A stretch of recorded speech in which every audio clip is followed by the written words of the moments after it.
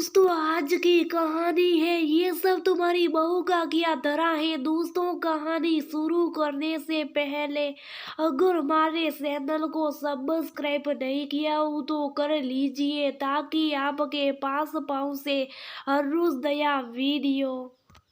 निहारिका कहाँ तुम कब से आवाज लगा रहा हूँ और एक तुम हो कि फोन पर लगी रहती हो। अपने मायके वालों से बात करने के अलावा भी कुछ काम कर लिया करो। राघव ने कहा नहीं मुझे और कुछ नहीं करना है, बस अपने फोन पर लगे रहना। आपको हमेशा यही क्यों लगता है कि मैं अपने भाई की फोन पर बात करूंगी। निहारिका ने कहा हाँ तो और क्या करोगी, सुनता नहीं हो क्या मैं जब तू सुन कर अपनी बहन से बातें करती हो। राघव ने कहा हाँ करती हूँ। तो आपको क्या, आपको आपका काम समय पर मिल जाता है। एक फोन पर बात करती तसली मिल जाती है कि जो मैं न कर सकी कम से कम मेरी बहन तो कर पाएगी।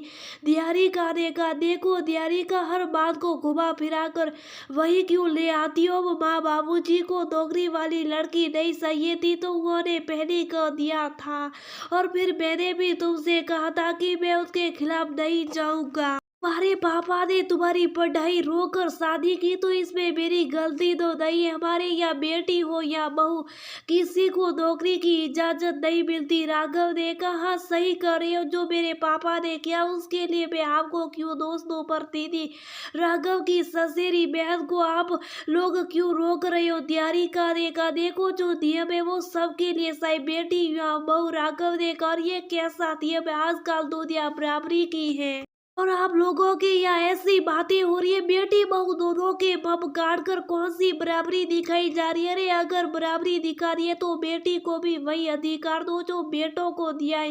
निहारिका ने कहा देखो तुम दीदी की आड़ लेकर अपना रास्ता न साफ करो। सब्जी तुम पहले दीदी के लिए कहोगी और जब सब दीदी के लिए तैयार हो जाएंगे तो खुद के लिए कहोगी।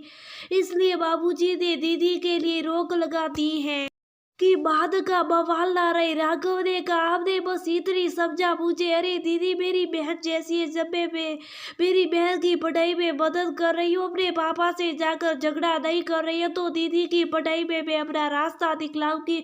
अरे अगर मुझे यही सब करना होता तो मैं अपने पापा के कहने पर शादी के लिए नहीं मानती। निहारिका ने कहा तो राघव शांत हो गया। निहारिका सही तो कह रही थी।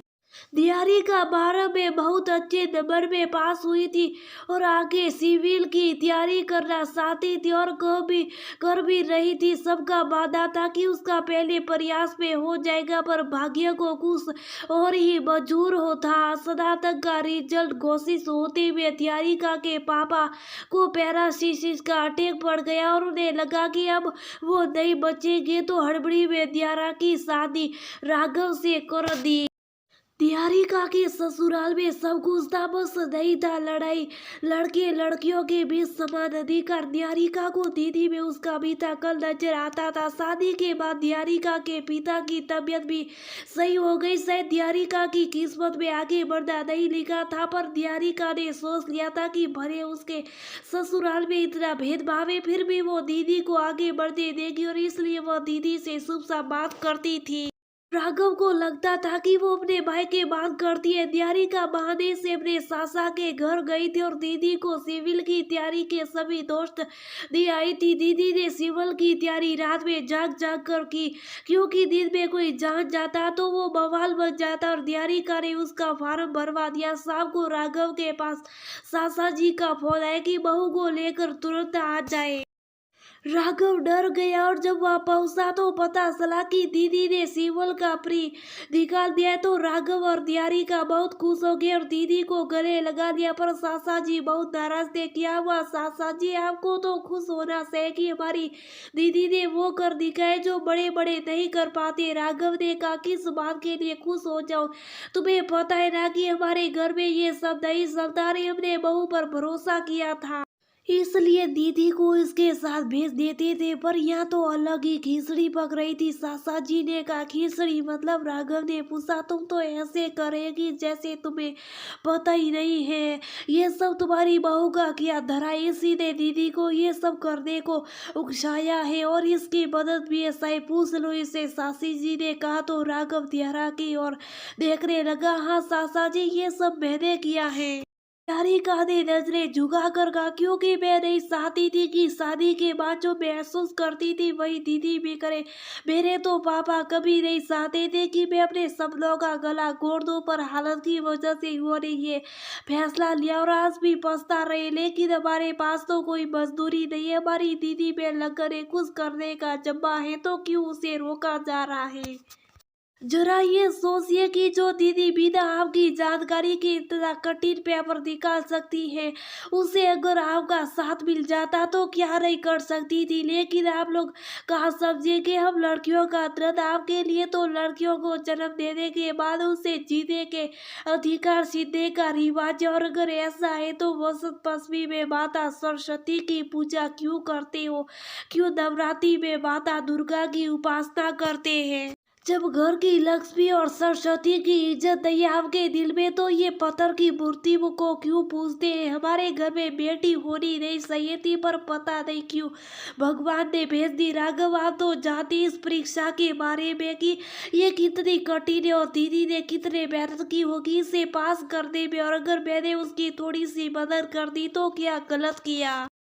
अगर आप दीदी की जगह मेरी बहन होती तो भी मैं यही करती, क्योंकि बहन तो बहन होती है, चाहे मेरी हो या उसकी। जान दे देती पर उसके सपने ना टूटने देती। आप लोग क्यों नहीं समझते कि हमें सुख सुविधा से बढ़कर अपने अधिकारों से प्यार है। और अगर आज दीदी को रोका गया तो ये समझ लीजिए कि मैं कल ही जाकर अपने होने वाले बच्चे का लिंग जांच करवाऊंगी। और अगर वो लड़की हुई तो मैं उसे दुनिया में नहीं आने दूंगी, क्योंकि बाद में घुट घुट कर मरने से अच्छा है कि पहले मैं उसे मार दूं। निहारिका ने कहा और वही बैठ गई। देख राघव, तेरी बहू को क्या अनाप शनाप बोल रही है, तूने सच में बहू सूट दे रखी है। संभाले। सासा जी ने कहा, सही तो कर रही है निहारिका। सासा जी, आज के समय में लड़कियां क्या नहीं कर रही है। अरे मुझे तो पता ही नहीं था कि मेरी गुड़िया इतनी होशियार है। निहारिका ने मेरी आंखें खोल दी, और अब आप लोग भी खोल लो कि हमारी दीदी आगे की परीक्षा भी देगी और अफसर भी बनेगी। आपकी मर्जी हो तो हाँ करो, नहीं तो दीदी के भाई भाभी है,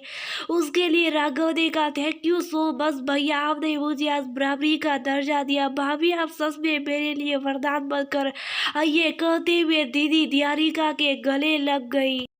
मुझे माफ कर दो निहारिका, मैंने तुम्हें हमेशा गलत समझा और कभी तुम्हारी भावनाओं की कदर नहीं की, पर मैं अपनी गलती सही करूंगा। और अब दीदी के साथ तुम भी सिवल की तैयारी करोगी। माँ बाबूजी से मैं बात कर लूंगा, और आज के बाद हमारे घर में कोई भेदभाव नहीं होगा। सभी बच्चे एक समान ही रहेंगे, चाहे वो लड़का हो या लड़की। तुमने मेरी बहन के लिए इतना किया तो मुझे भी तो कुछ करना पड़ेगा। राघव ने कहा तो निहारिका खुश हो गई। और इस तरह से राघव ने निहारिका की मदद से घर में चली आ रही वर्षों से भेदभाव की रीति को खत्म कर दिया।